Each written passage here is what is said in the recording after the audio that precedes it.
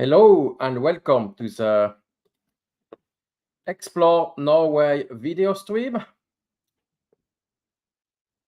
Today we should have some guests later on, which I will go through some test cases about cases, not test case. I want not at work. So, and while we wait until they come, I will talk about something else today, and it's the misconception when traveling in Norway. And we have the first very big misconceptions people have when coming to Norway, and that is that the Allmannretten, the everybody's law, counts also for motorhome and cars. And then you see funny people which put their motorhome anywhere in the country. While the Allmannretten is a thing that allows to camp in outside of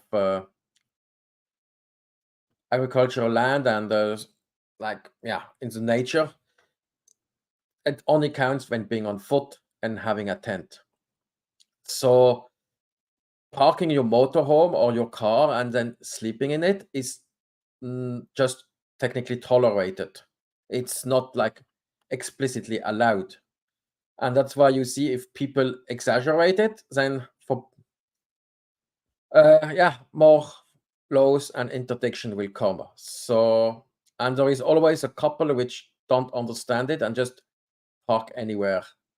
And if you have like 10 people doing that very shortly, then signs will come up, camping forbidden and so on. So remember that if you are a motorhome tourist, just the safest is to go to these official places or everywhere. And you have like parking places. I know in Oslo, it's written you're not allowed to park between 1 o'clock in the morning and 6 o'clock in the morning. That's exactly because of that. And then another misconception people have is that Norway is very expensive. And the reason is very simple. People go where it's very expensive. So if we look at here, I was in Lofoten last year. Here it's here. And no, that's the wrong. It's this map I want.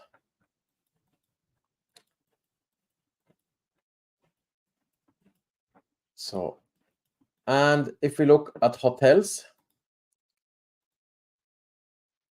it's nice because they gave you the price. So in Vesterålen, you can find an accommodation for 1,000 kroner. I was here in this hotel. It was I changed it, but it was a hotel. I got breakfast for 900 kroner. But if you go to Reine, which is one of the most, you see, you have to pay immediately 3 times more. But if you think, oh, I can go there, it looks cheap. Yeah, but that was sleeping inside a sleeping room with 5 other people. So it's not expensive. It's just expensive because you go there. It's like if you go to the US and you go to New York. Just it's not a city, but like in the nature, a very popular place. And in Tromsø, that's exactly one of these cases. In winter, we paid more than Manhattan for a hotel. But if you go northern Norway, but not Tromsø, you pay way less. So Norway is not per se expensive. It's just all tourists go, it's expensive. Yeah, and I want to remember the viewers that if you want to have a question, you have to write it in the chat. The people on Instagram, I have to control your chat manually. So give me some time to check it. So, and let's go to the next misconception. There is always another cheaper company I couldn't find on the net. And that's from a country where you have a lot of big tourist places and then there's a lot of companies coming, and then obviously they know the price and charge what people are willing to pay, and then assume there is one more, but it's not on the net. And Norway is a very like digitalized country, so if it's not on the net, it simply doesn't exist. It's very rare it doesn't exist. Even from a Facebook page, I have at least.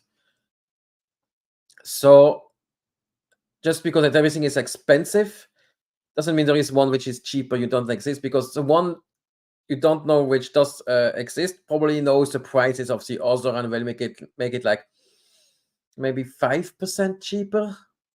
So don't have your hope on that. It's like for car rental, and you want to go to a popular place and you see car rental are all expensive, and you assume there is another company because in your country that's like normal, but that's not the case in Norway, because outside tourist season, not so many people are going to need a car, so they cannot survive. So the next misconception is there is a period of guaranteed sunshine with Norway. That doesn't exist. Okay, that exists, but every year it's another time period. So this year, it was bad in February. It rained and was a bad weather, but the year previous, or year with February was great. Or this June was rainy, not so warm, but if last year it was super nice weather with 30 degrees.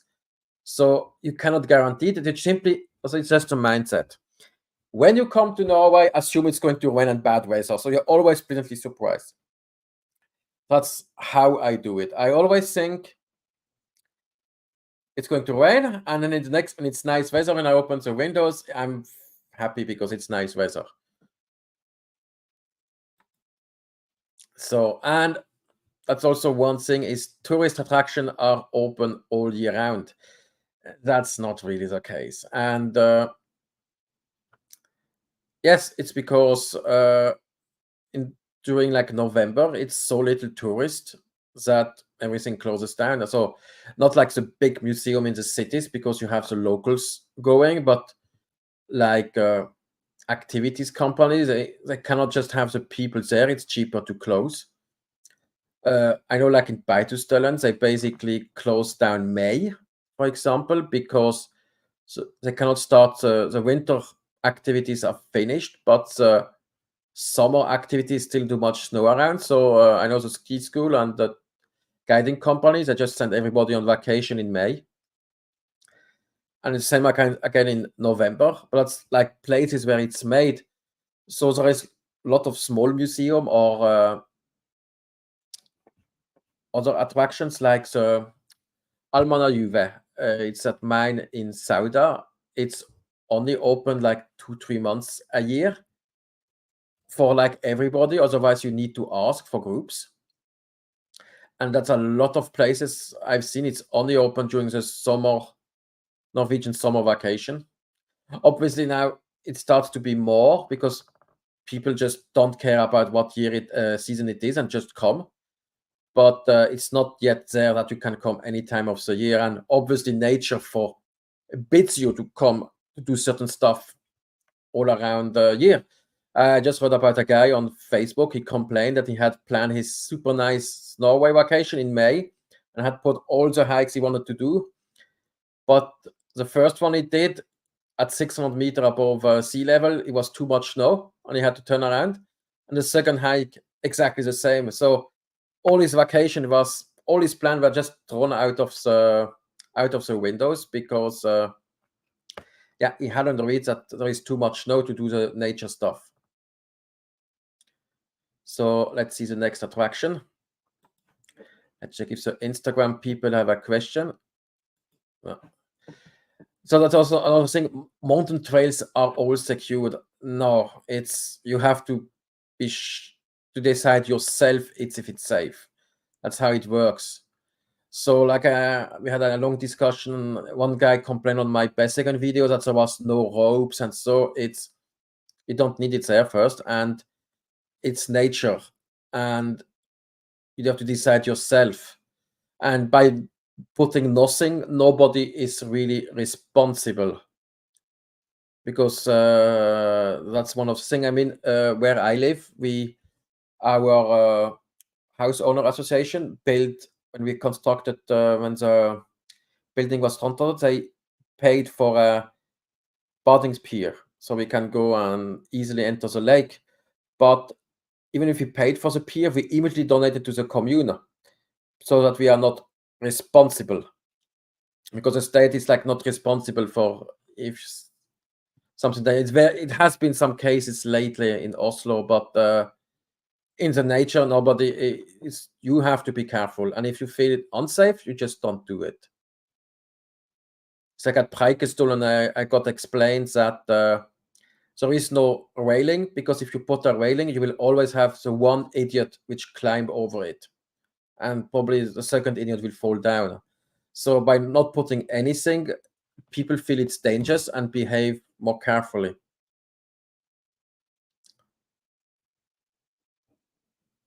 Yes, so and there's also another misconception is you can easily travel between tourist hotspots. And I can show an example. Let me bring the other stuff. There's this one. It's a question is, I see it, they want to travel like from, very common is from Flom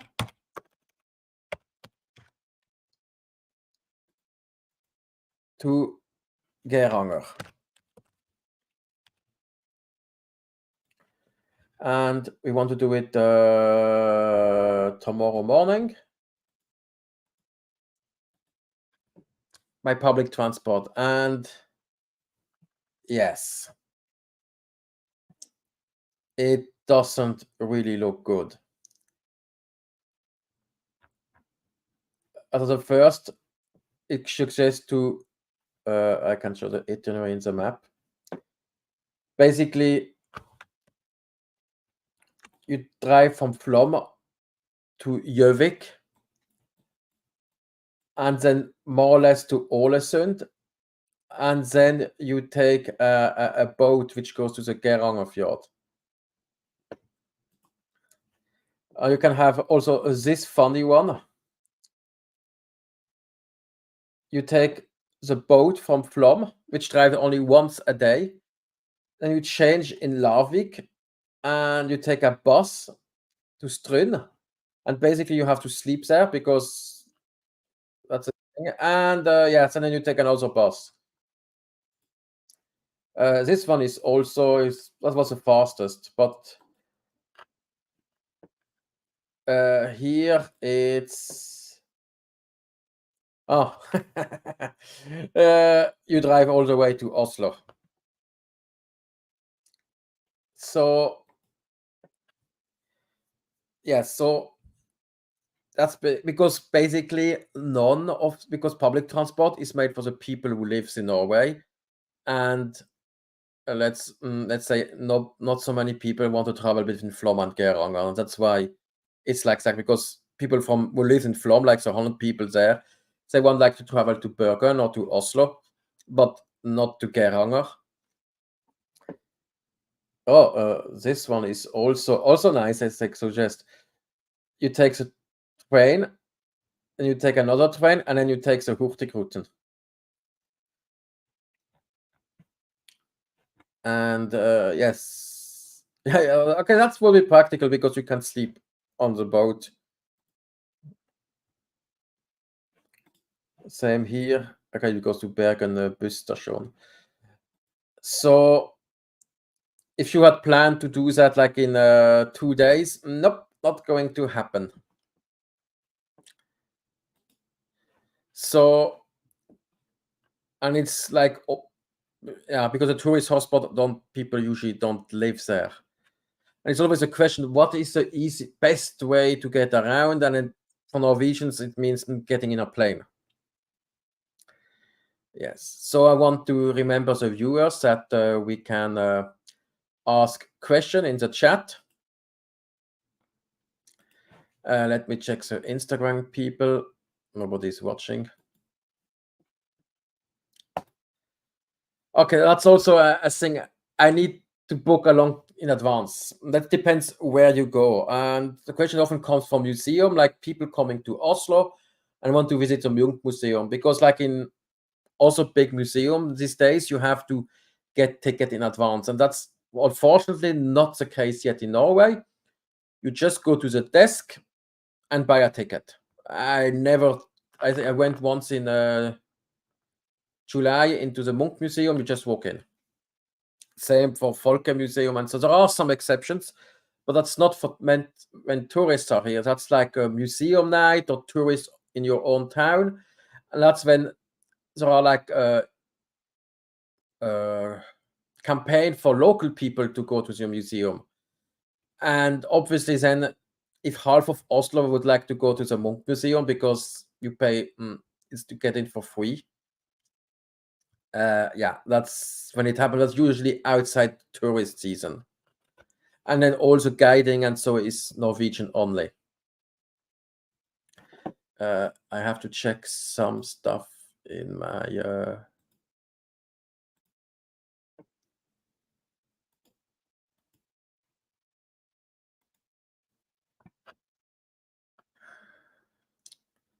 let's see if everything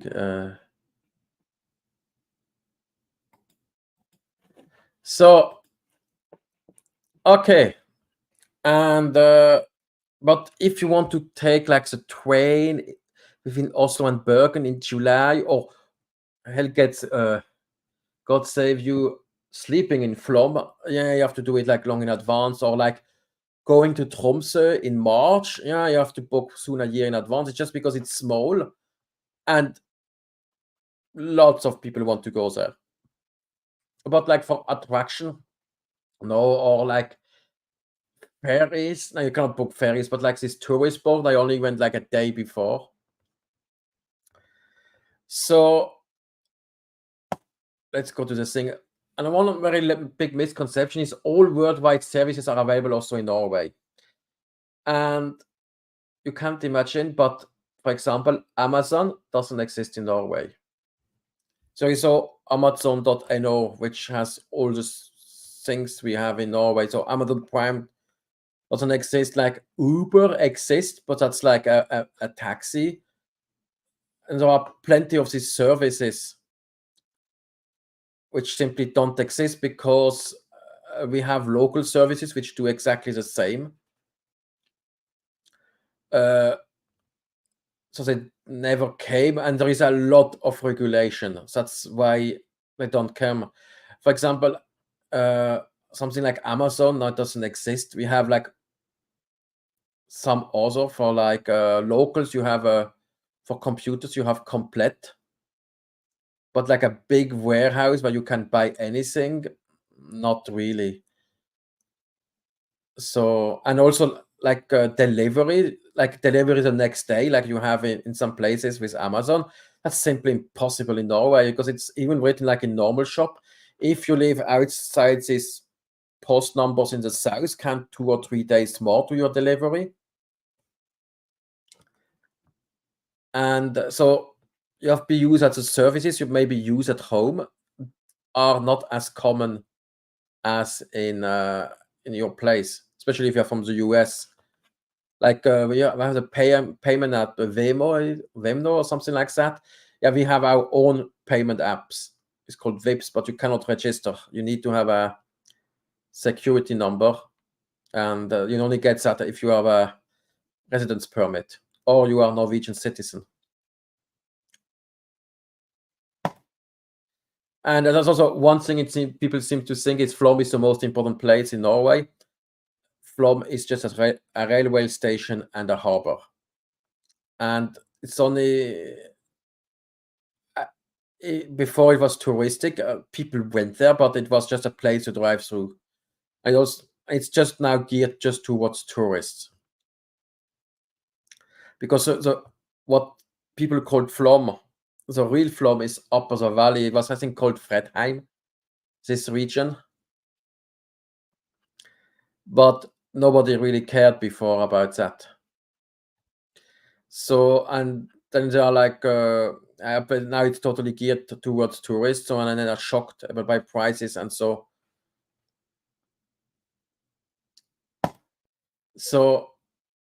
and then that's also one thing I've seen sometimes is I can do one of the famous half every day. Unless you are like a sportive, like doing the Tour de France on this kind of level. After 2 days or 3 days of doing hikes, the day after you simply won't want to do anything. It's just you don't care anymore. People don't know if you have walked twice 20 kilometer, you won't have the energy to do that unless you are like a high-end athlete. But even they have rest days. I know my friend Hassan. We had the last view. He wanted to. He did Trolltunga, and he thought, "Oh, let's do something else the next day." But they were all so tired that they just didn't have the energy to do anything. And when you do your program and you put one hike every day, latest after 4 or 5 days, you're just going to collapse. Unless you are really trained and you have done it before in the past.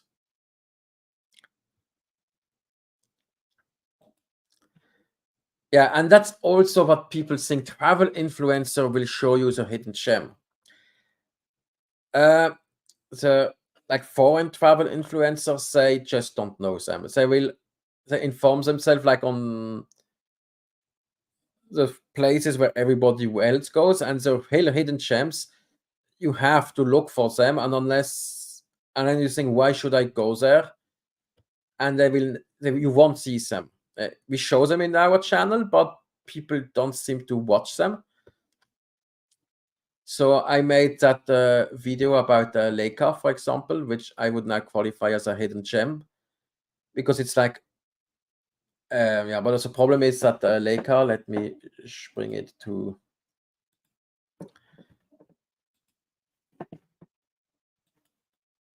It's here, and it's like far away from anything else. And people will probably not bother driving there.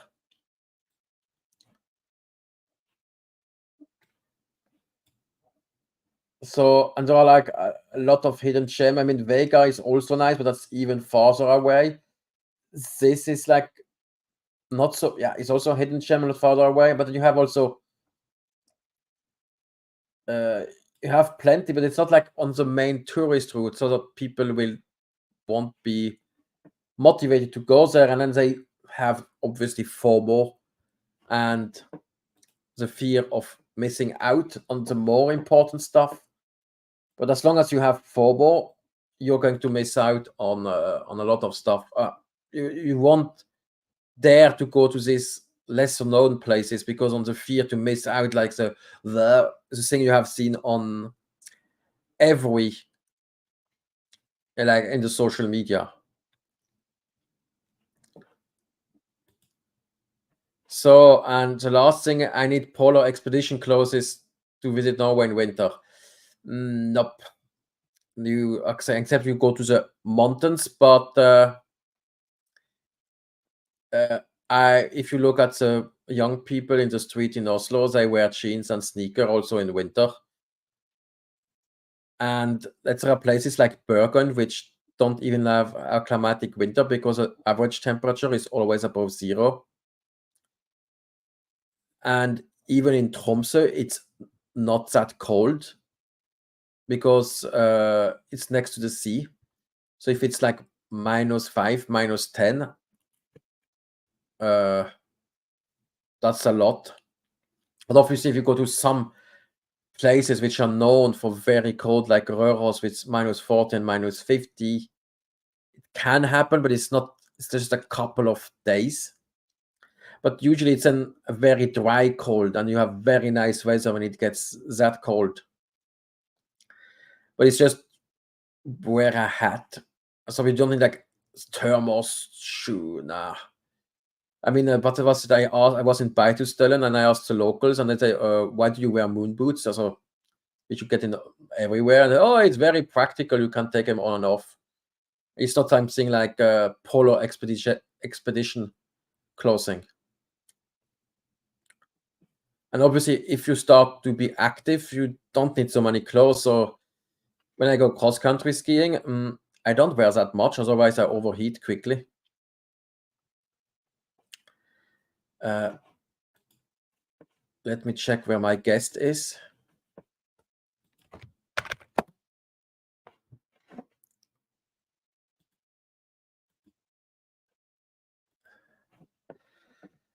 Okay, so since my guest hasn't showed up, I will now look at example road trips.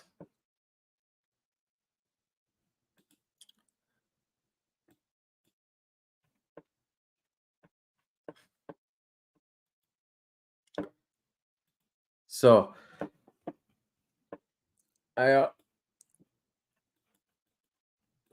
that's I prepared that thing, and that's 1-day trips you can do from Oslo first.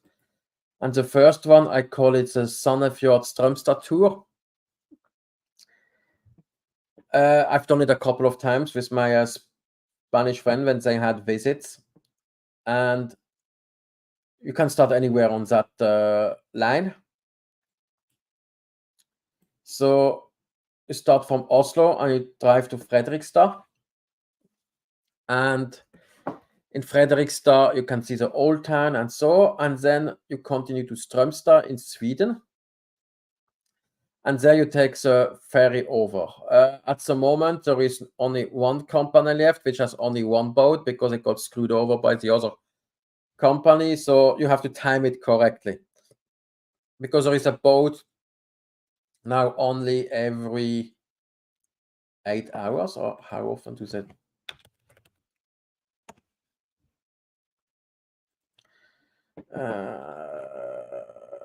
Båtreise Sandefjord Strømstad.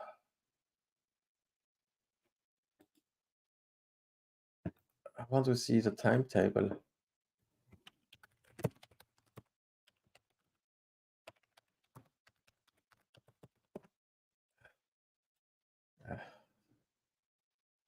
Where is it, Sandefjord? Yeah, it's only twice a day, so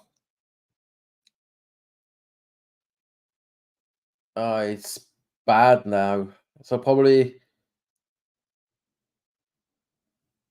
it's not good anymore, because you would need to go either at 10 in Sandefjord to be like to do something in Fredrikstad, or this you have to be early in the morning. It sucks now. Okay, it was good, now it sucks, because before there was a boat like at 5 o'clock here, and then you would be at 7 here, and then you would be not too late in Oslo, and you had time to visit Fredrikstad. But obviously now the time totally suck. If you don't want to go to Fredrikstad, you can still take this one and look in stuff in Sandefjord, and or go to Tønsberg later in the afternoon. So, and the next road trip I want to present, it's the I call it the Hadeland. Basically, you drive around this region, and in Jevnaker you can either go to the Kistefoss Museum. This is the twist. Let me show. I want to show picture in this. It's this special bridge and art museum, and it's really good. Even if you are not into art, you are going to have a good time.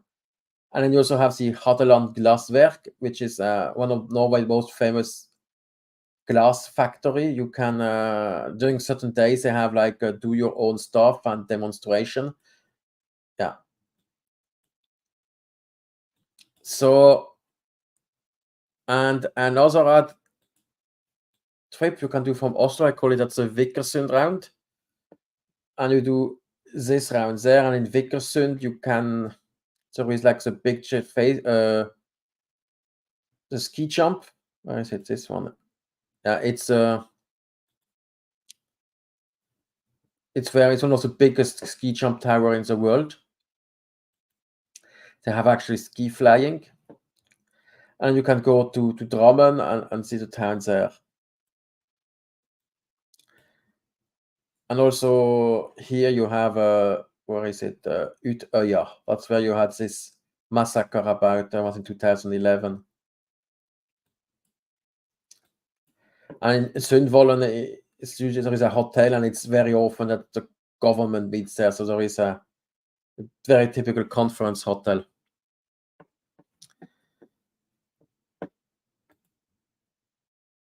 So, and that's other tour, and that's basically where the Explore Norway headquarter is, the Hurum Peninsula. This is definitely no foreign tourist here. Basically if there is a foreign tourist here, it visits me. It's so little, or they are visiting people which lives there. So you take the car and you drive out and you follow the coast. You have Vollen, which is very nice. You have the Oslofjord Museum, and you have it's all like summer place. And then you have along in Filtvet, you have how is it called? Villa Male. It's a famous site. And you go to Tofte, and where is that boat? That's that's this story.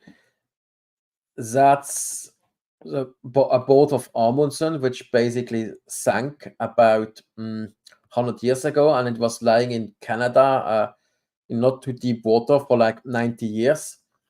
And then someone had a stupid idea to bring it back, and basically you have a shipwreck now lying there. Yeah, it's typical something stupid. I don't know how much money they wasted on that.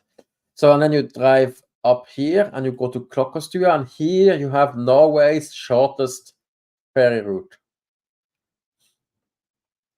Because the reason is it's you have to build very high bridge. That would not be really possible, and you have a lot of traffic which passes here to reach the port of Drammen. That's basically all new cars in which come to Drammen, they arrive here. And again, you can go in Drammen and visit the city there and go back. There's a lot of hiking opportunities. The inner is quite wild. This is no road. And you have, for example, here Sandpollen, which is it's like a natural harbor. And here you have the Oscarsborg. Unfortunately, there is no boat which access it from this side. So, and the next is like started to be you can do it in one day, but it's probably two. I call it the Glåmdal because of Norway's biggest river, the Glomma. So you drive to Fetsund and then you drive along here. Årnes, Skarnes, and you have in Kongsvinger. You have there is a fortress there, and then you drive here along. And that's called Finnskogen. Big forest, looks a bit like Sweden. And you arrive in Elverum, and in Elverum there is the Norwegian Forest Museum. And also here there is a racing track. I think Våler.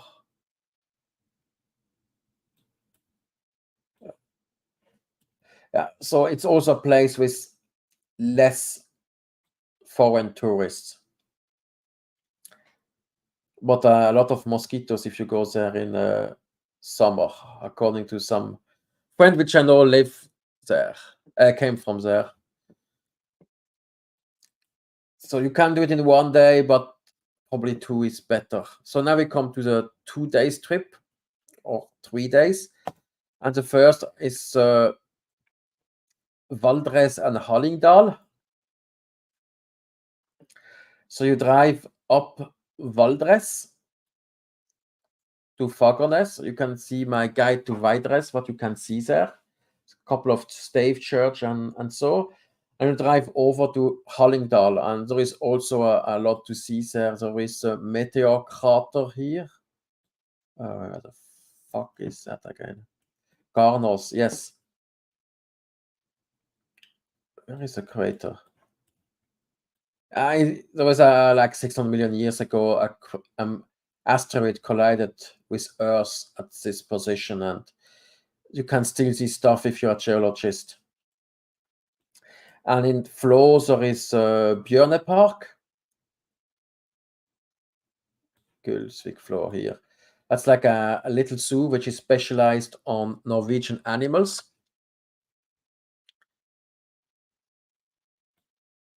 And yeah, obviously go back. You can also go straight so, depending on how much time you want. But you can see there are some tourists there, but it's mostly Norwegians going. So this one is a bit bigger. That's I call it Valdres and Gudbrandsdal. And this one passes the Jotunheim National Park. High mountain. This is Valdresflie. I would recommend 3 days for that. But you're getting to the first like A-tier class sites. I have a video about Valdresflie. You should check if you're interested in that. Let me check if there is something in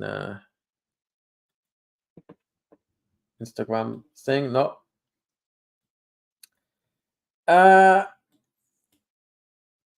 Yes, that's and then you come by Lillehammer and Hamar, so completely different region.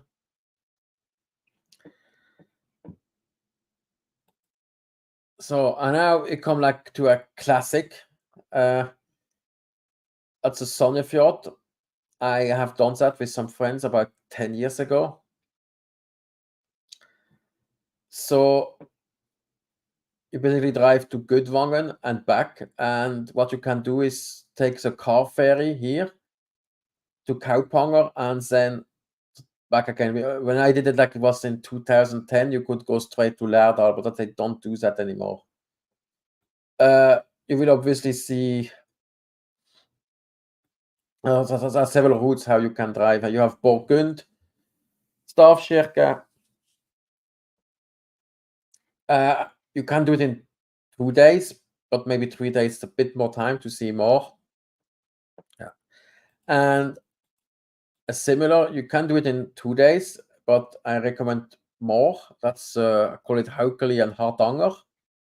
You drive down over Haukelifjellet and sleep somewhere there in the middle, and then back over Hallingdal and Hardangervidda, the opposite direction. So basically, you come A-tier sites. You have like Hardangerfjord, Vøringsfossen, and there is a lot to see. And I recommend using this small road behind Åmotsdal. You can extend it to go over Rjukan. So a lot to see. So I have to quickly get you see. Where is it?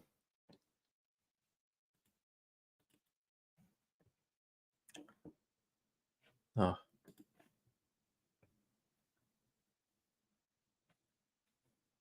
Where I have that file?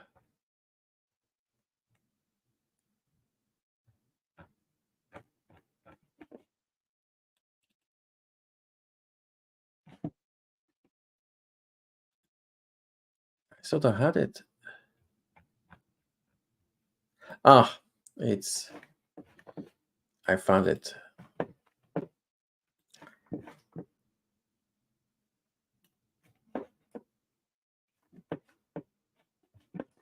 Where is streamer?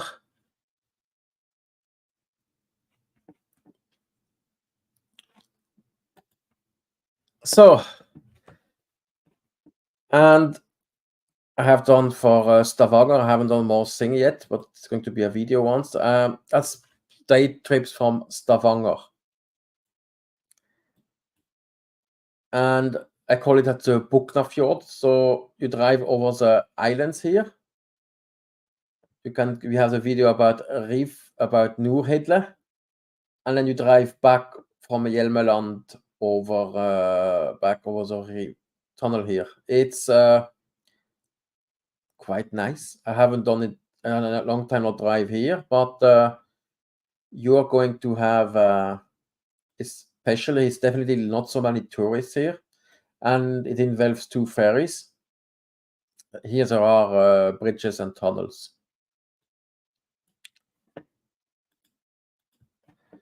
So as for one day, and yeah, that's the Lysefjord.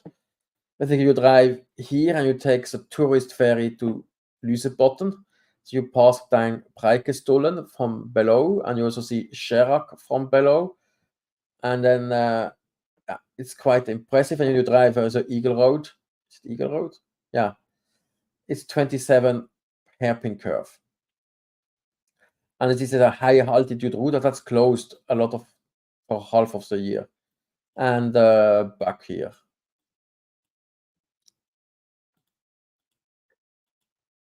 That was to be something like that. So this is a longer tour, probably 2 or 3 days. I call it Jæren and Setesdal. You drive this part of Norway called Jæren. That's very flat and agricultural. And for example, and you pass by Bryne, and the newest tourist attraction in Bryne, it's Erling Haaland tour, where you can visit all of Erling Haaland station where he grew up, and so if you are into football and you want to see more, you have to Google that. And you follow, it's called the North Sea route to Egersund, and where is it? So Jøssingfjord. Here you have the famous Helleren in Jøssingfjord. That's this houses, if you have seen that in pictures.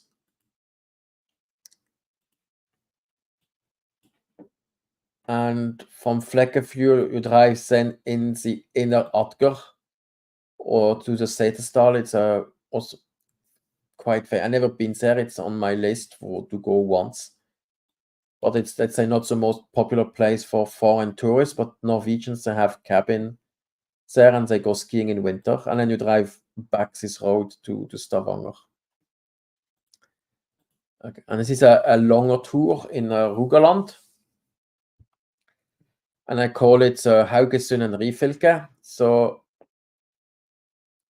you drive from Stavanger and takes a ferry, and that will be an underwater tunnel in the future. And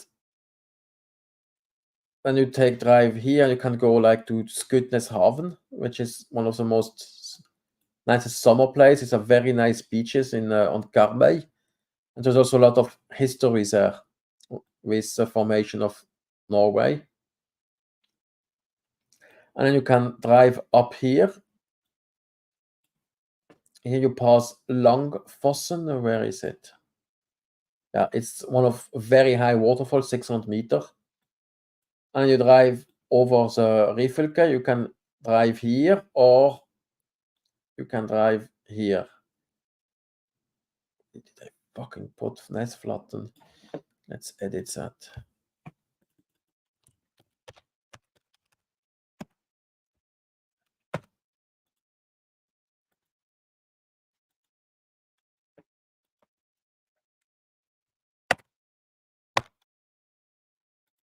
Okay.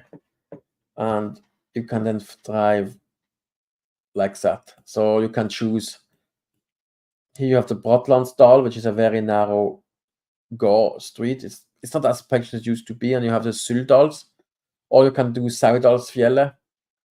And here you have the Almannajuve, which we have a video about it.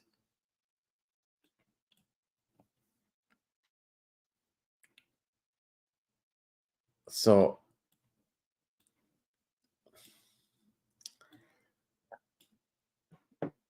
I will make next video. I will make some more trips. Prepare and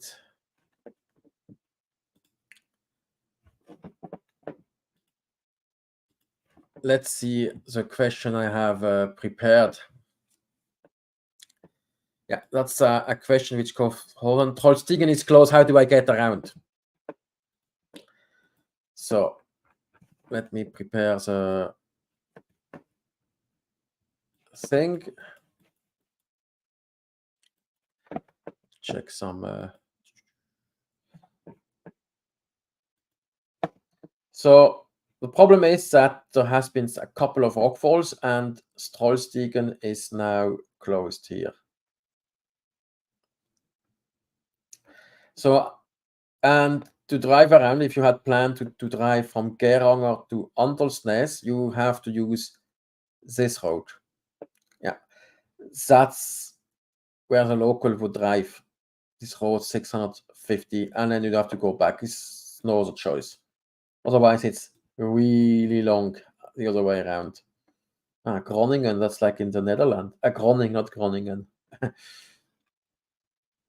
So, and it won't open this year, so you have to replan. There's no, you can go there and watch the street. You can go there and watch the street, but you cannot drive it. Also, not on bike and not by foot. Because let's say if a rock fall starts again, you are safer in a car and on foot or on a bike. So the police stood there and had to basically send people around because they thought, oh, it's closed for cars. It's closed for any traffic. And yeah. So next question. Yeah, it's also with a drone. Okay. If you have a drone and obviously you have a DJI Mini, you need to register your drone. And that's it. You have to go to flydrone.no. Let me.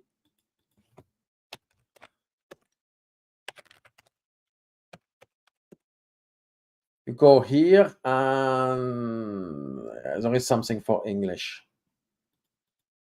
Yeah. Take thing, and if you are not, you can register here. And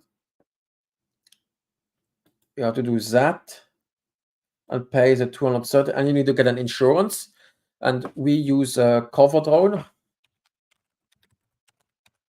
coverdrone.com, and you just look what they have. It's not that expensive. I pay like 36 euro per year, and I mean it covers you for a lot of damage. And with so many idiot people and the flying drones, yeah, it's good you follow the rules. And you can take a drone test if you want to fly a bigger drone, and 250 grams. The test is free, and if you are a EU citizen or Switzerland, Liechtenstein, and Iceland, then you can take that in your home country, and it's also valid in Norway. But you still have to register your drone.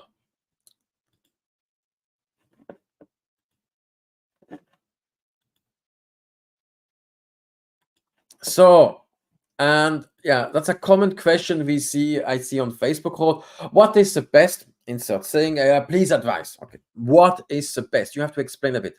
Let's say someone asked for me, what is the best restaurant in Norway? And I think I like one I like. It's called the Glade Gris, and they serve a huge amount of meat. But let's say if you are vegan, that's not the best place to go. So you have to be more specific. What is the best? It helps more like, what is the best vegetarian restaurant in Oslo? Okay, I have no clue about that because I don't go there, but I can say which web page to look, or when I say, oh, what is the best place to stop between, yeah, what is the best for you?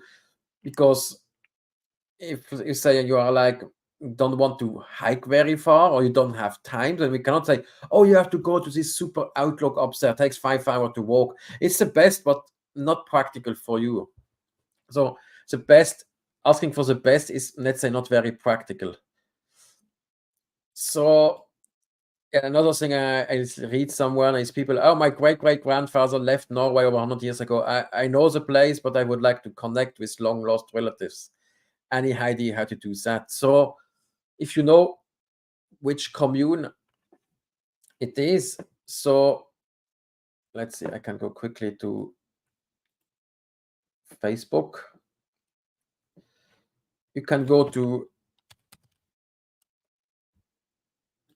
okay.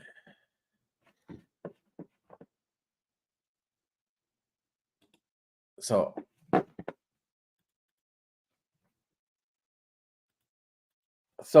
you can go to groups like Vaše I Rifilke.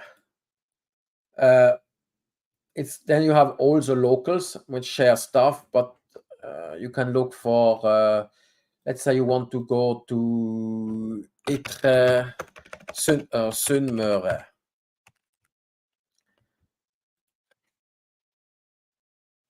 And let's say for group, it's all Norwegian. Sunnmøre Bilder. Maybe you can ask there if you have pictures. Let's say you want to, yeah. So you have to look for this kind of groups, like local groups, city groups, like if you would look for Åndalsnes.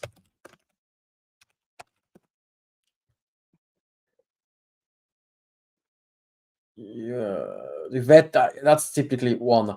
And just write in English and say and tell your story, and they might someone might know and point you to the person. Or if you are from Globfjord, it's the same. You can see, is there something for, yeah, that you can go to this one of these. That's like local group. It's very small, but then someone might know and guide you further.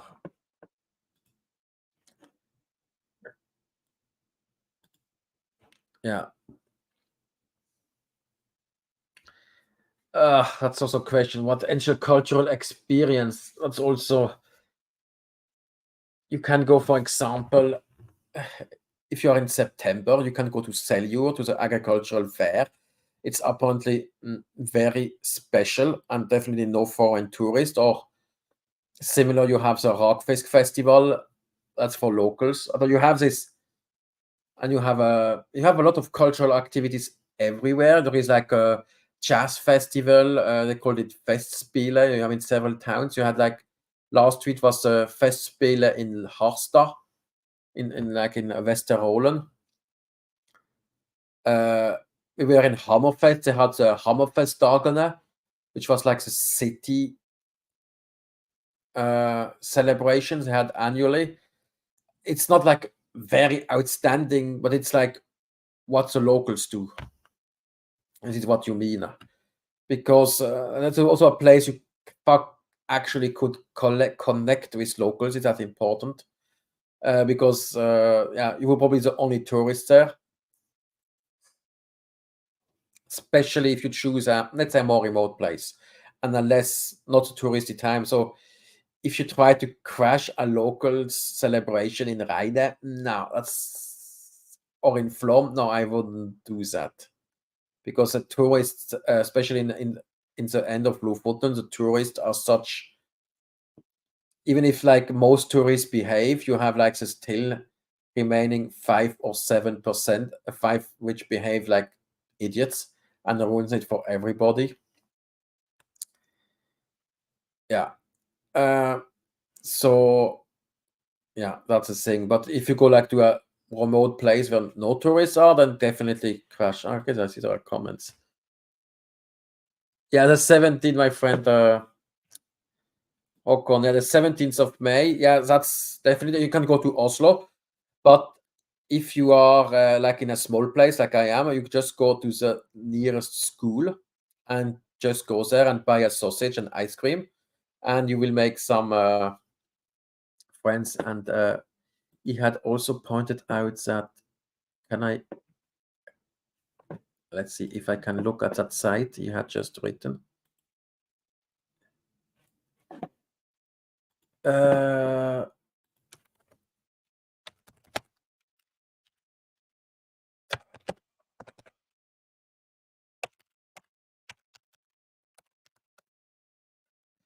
Yes, okay, that's my friend Håkon just said, just go to this site and you can look for,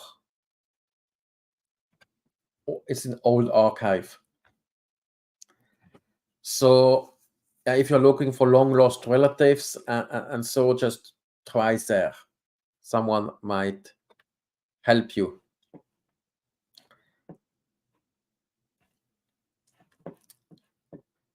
Good. Let's me get to the next question.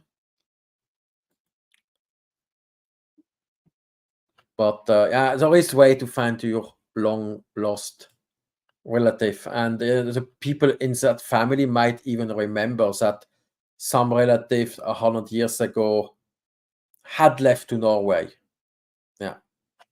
Or yeah, I had left like to the USA or so. So they might remember, and even in the community where everybody knows everybody, definitely someone is why do I should put a green screen in my room. Okay, that we had essential stuff, and yeah, that's shops closed on Sundays. Let's say like that. If you go to the tourist place, it's not closed on Sunday because they have special derogation to be open on Sunday. And if you go to the non-tourist place, it's closed on Sundays, and the big cities are non-tourist place. So if you go to Oslo, definitely all shops closed. If you go to Bergen, all shops closed, except maybe in the train station and so. But like supermarket, they have, you can have Sunday open supermarket, but then they have like limited choice. But you will still get something to eat. But restaurants opened, and definitely museums are open on Sunday. Museums are usually closed on Monday. And yeah, so you don't have to be, and in tourist season, definitely tourist attractions are open all the time. So is early March a busy tourist season for Oslo, Bergen, and Tromsø? Not for Oslo, not for Bergen, but definitely for Tromsø. You don't want to go to Tromsø. That's the most expensive time of the year. So if you want to go there in early March, you have to book like half a year in advance now. So, and the funicular in Rena, do we need to reserve tickets? No, you can, but the problem is there is if you have a queue. Well, last time I was there was 2 years ago. Okay, there was not so many people. Depends how many cruise ships are in town. That's the thing. If there are 4 cruise ships at the same time there, you're going to wait a long time. And even if you buy tickets, you still have a queue to get on the train. So, and the trick is to go when the cruise ships are gone, which is usually after 5. It's also something I read, suggestion for hotel near the train station. There are plenty of hotels in Oslo next to the train station. Okay, so yeah, we are here in Oslo, and if you click hotels, yeah, you see there are plenty around. A lot of people, they go to the, that's a new one, the Tone Opera, which is really on the train station, and you have this one, the Grand Central, also in the train station. You have the Scandic B port in the train station. Scandic, and you have the hub here also. But I mean, there is a train station here, but there is also a train station here. And most of the train will stop there. Hotel Continental. Also, and then if you come by the train station, you also have one here. Okay, it's only like one hotel nearby, the Sjølust, but still, and then we can continue. There is also a train station here, but that's the next to where I work. But then the hotels are a bit farther away and not so practical. But that's here we had once a summer party, so you are is at a huge park in next to the fjord. But then there is also the train station in Lillestrøm. It's not outside, it's out of the city, but there is, let's say you pay a bit less. So, and then if you don't mind changing to the underground, you can go like to Majorstuen here, or I think there are also now hotels Økern, Løren, that's also no modern. It's a bit farther away. And I think in Nydalen there is stuff. Sturo, if you take there's a train station here, but it's obviously so you have to see how much you gain, because here it's like the most expensive. So if you're willing to pay that, fine. But if you take like a hotel, okay, this one is 2,000. But if you go like to which one is it? Yeah, my parents, I put them once here in that hotel. Is 5. You save 700 kroner per night. Is it okay for you to save, like if you stay 3 days, that's a lot of money, but then takes a tram which stops like exactly here and drives to the train station? But yeah, so staying next to the train station might be quite expensive. And at the end of your stay, it might sum up 700, if you save like 1,200, 2,100 kroner, that's basically you can go to the restaurant twice if you are 2 or 3 person. Yeah. So you have to start thinking like, is that really so important just because you don't know the city? Because the city is not big. If you try walking from the train station to Majorstuen, takes 1 hour. By international standard, that's not big. And the city of Oslo is big in surface, but if I go back to the thing here, most of it is forest. Oslo goes until here. So, and you don't venture in this part of Oslo. Yeah. So, and then there's also one question: can food in restaurants be shared? Norwegians are very flexible with that. You just say, "Oh, can we share?" and then just bring in a second plate. They don't ask too many questions, not like in other countries. So just say, obviously, if you want to share everything, it starts to get a bit complicated. You want to share the starter or something like that, or you have children. Yeah, as long as it's not, you're just sharing, but the portion are not that big usually, except in some restaurant, but that you will, but if you are too small eater, just ask what you can do. So, and the last question of the day, I learned some Norwegian. I could not some things in Oslo, but now I'm in Stavanger and I don't understand anything anymore. What the fuck? So it's basically you get into one thing of what you have in Norway, it's dialect. So, and there is no standard Norwegian in that sense. There is two written form. You have the bokmål and nynorsk. And bokmål is a derived Danish, which has been Norwegianized, and nynorsk should represent how you speak on the west coast of Norway, but it has nothing to do how it's actually pronounced.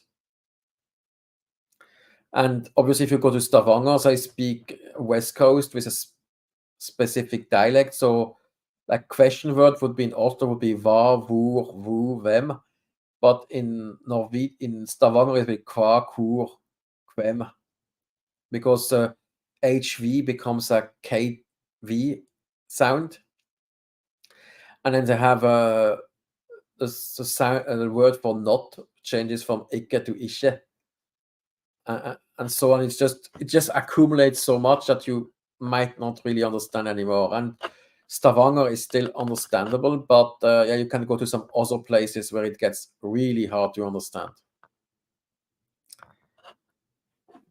Yes, so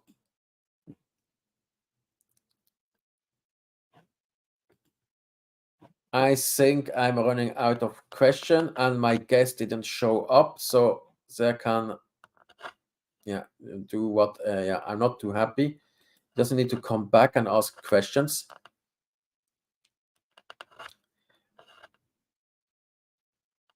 Good. Okay, I will end it for today. And if you have more questions, then write them in the comments here, and we will do probably not a live stream. July is probably too late. Maybe later in the year again. But in August, I will have again the live travel where I will stream from my car while traveling in Norway. So stay tuned for that. Okay, goodbye and to the next time. Stream finished.